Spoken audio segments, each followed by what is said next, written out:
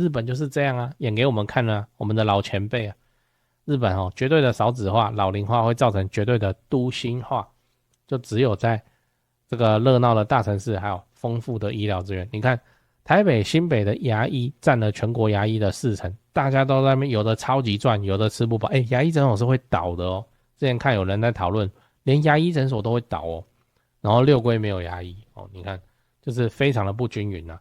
那在自产的这条路上，我们是有得选择的啊。那反正就是买在蛋黄会好很多吧。六龟除非你是有办法去经营出它的商业价值，不然六龟的房地产怪怪的，就是不太可能是一般我们在自产中眼里会出现的选项。高雄在地闲聊，六龟只有一间牙医，偏乡医疗荒，恐引爆房价崩盘，买房前一定要看。就偏乡医疗问题，这就不用再解释哦。但是现在真的是越来越严重，未来的房价绝对会受到影响。应该说偏乡现在房价就是个问题了。嗨，我是买房阿元，订阅买房阿元，我先祝你老了有房也有钱。我们上一支影片聊了对女性友好的装潢怎么做，如果你还没看过的话可以看一下。那今天我来跟你讨论高雄六龟只有一间牙医哦。这是来看一个新闻，标题我念一下。资源偏乡，高雄六龟牙科巡回点启用。那内容就是高雄山区资源匮乏，居民跨区看牙医单程至少1小时，有人长期缺牙，影响咀嚼，导致营养不良。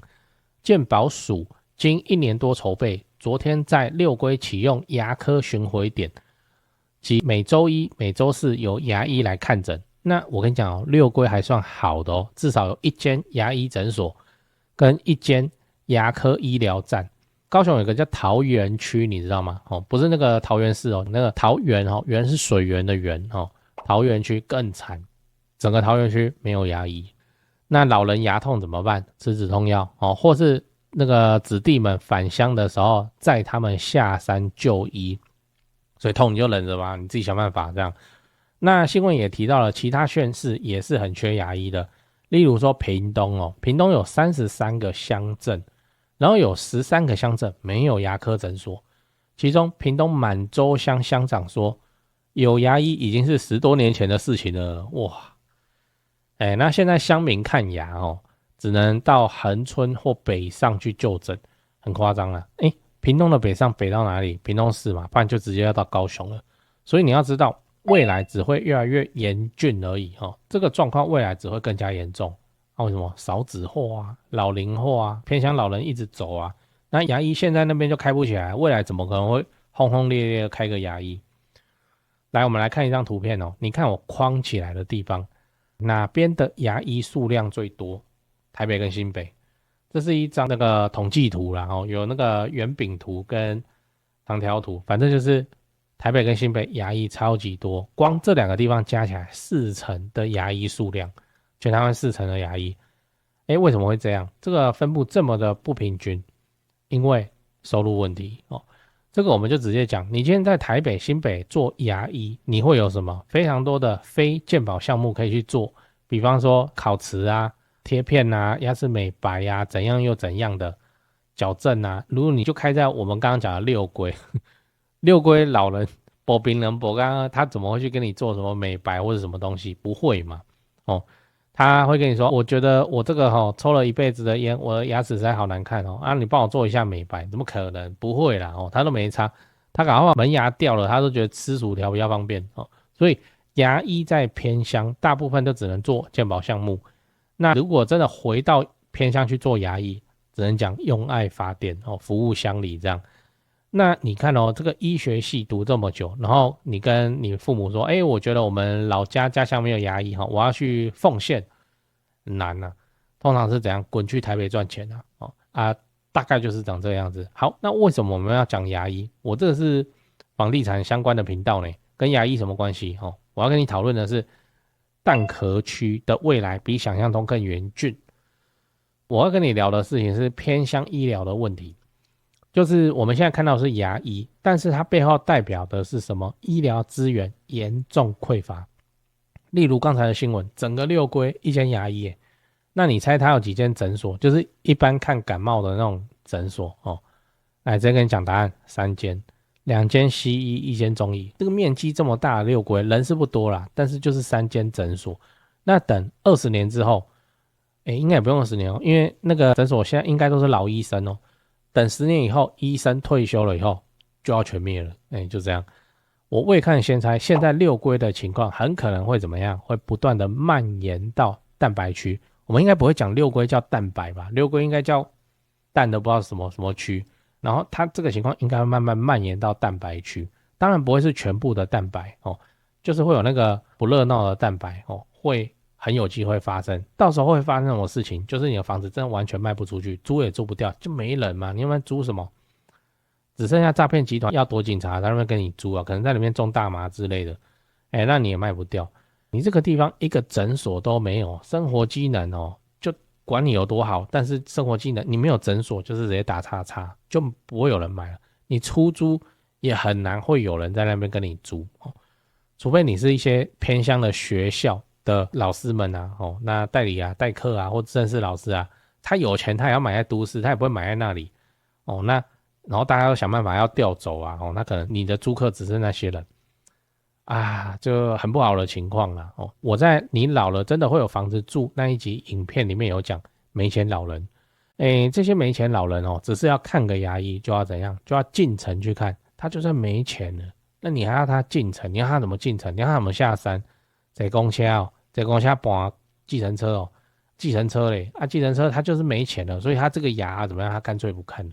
两边的世界壁垒分明蛋黄区跟未来的蛋壳区壁垒分明，蛋壳区会变到什么都没有。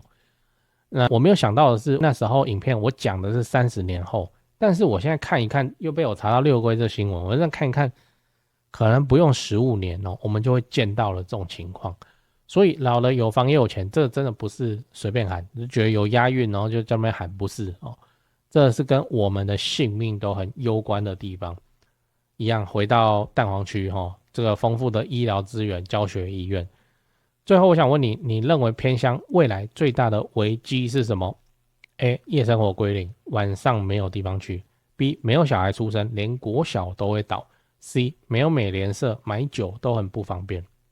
对讲个题外话，就是现在的房地产市场很冷清啊，那让你感到害怕，不太敢继续置产。我的看法是这样先说结论，现在是对高雄市低总价的中古屋而言，教科书级别的巴菲特，别人恐惧我贪婪时刻真的我没胡乱因为高雄市的重大建设跟民间投资跟工作人口都还持续的在盖在成长，都没有停。2026年开始会陆陆续续的启用或是开幕，而且像台积电的正式上班人数嘛，也都还在成长中，还没有完全发酵。以现在的自产周期要出租放生满5年来看现在真的是比去年疯狂的去年还要美的进场时间点。我认真我这种重大建设旁中古屋的流派就是这里好，赚不是最多但是稳健到爆。天塌下来了，有预售屋顶着嘛那我都还持续在看呢，你不用怕，因为我们的目标是老了有房也有钱关税台币升值就不过是30年自产周期中的一朵乌云而已。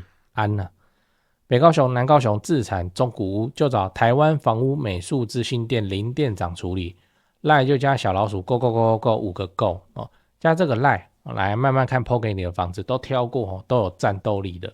反正天塌下来了，有预售屋顶着了，我们中古屋真的是非常的稳健安啊，台北市、新北市自产就找萧店长，赖就加小老鼠掰台北直接看低于实价登录的房子。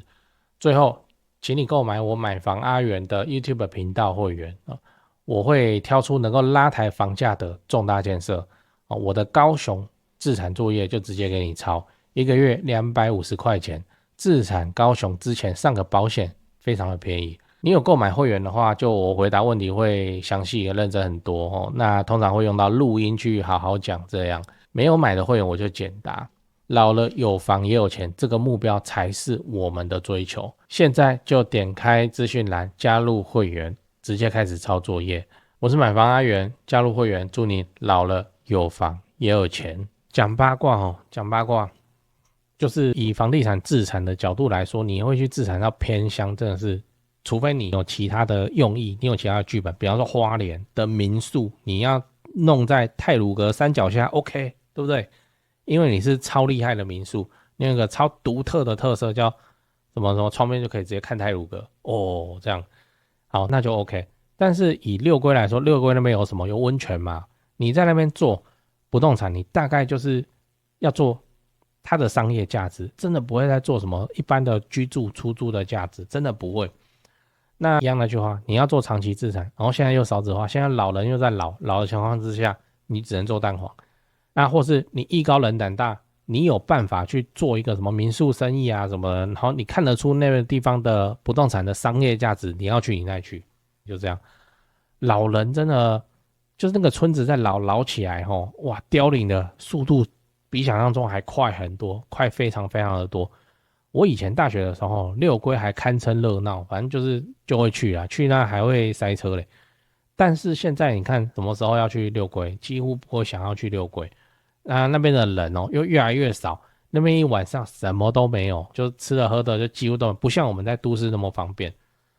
以我们这种在都市长大的小朋友来说，你说啊，以后我退休哦，我要去山林田野之间闲云野鹤，不可能，你就牙痛一下，你还是要下山哦。每次下山单趟他妈快2个小时啊，算了，然后就还是搬回都市了，这才是现在比较可能发生的情况。日本就是这样啊，演给我们看啊，我们的老前辈啊。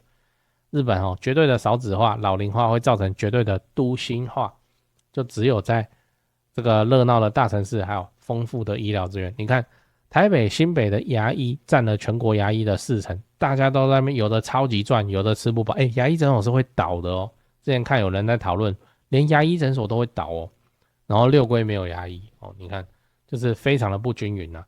那在自产的这条路上，我们是有得选择的啊。那反正就是买在蛋黄会好很多吧。六龟哦，除非你是有办法去经营出它的商业价值，不然六龟的房地产怪怪的，就是不太可能是一般我们在自产中眼里会出现的选项。你最近在找室内装潢公司吗？我查到一个有趣的资料讲给你听，就是说民众啊在找室内设计公司最讨厌遇到的几个状况。来，第一个，设计师承包商收款后跑路，对嘛？这确实很糟糕，因为这等于是装潢蟑螂，这就要打诉讼了。可是房子还是拆在那边很讨厌这样。不过我知道有一家不会这样，因为他几千万的门市在家装潢都是老板自己买自己装的有那个财务的实力。那现场也有直接可以挑瓷砖、挑板材的地方大门市找得到人，跑不掉。那真的做爆了的话，也兜得了底都还赔得起。第二点是施工不良，日后漏水我都施工了还漏水，这样这也确实很麻烦，因为都住进去了嘛。那到时候为了要修漏水，可能还影响到邻居搞得家里又要变工地。不过我知道有一家不会这样至少豪宅案子也是敢委托他们去做。那第三点是恶意追加费用，预算严重超支，这个也是很糟糕，就是通常是发生在那种跑单帮的设计师就他是先低价报价，然后把案子接进来，然后后面再一直加，反正我都拆下去了，那你不加也不行，就会感觉像被绑架一样。这个我观众也反映过非常多这种情况。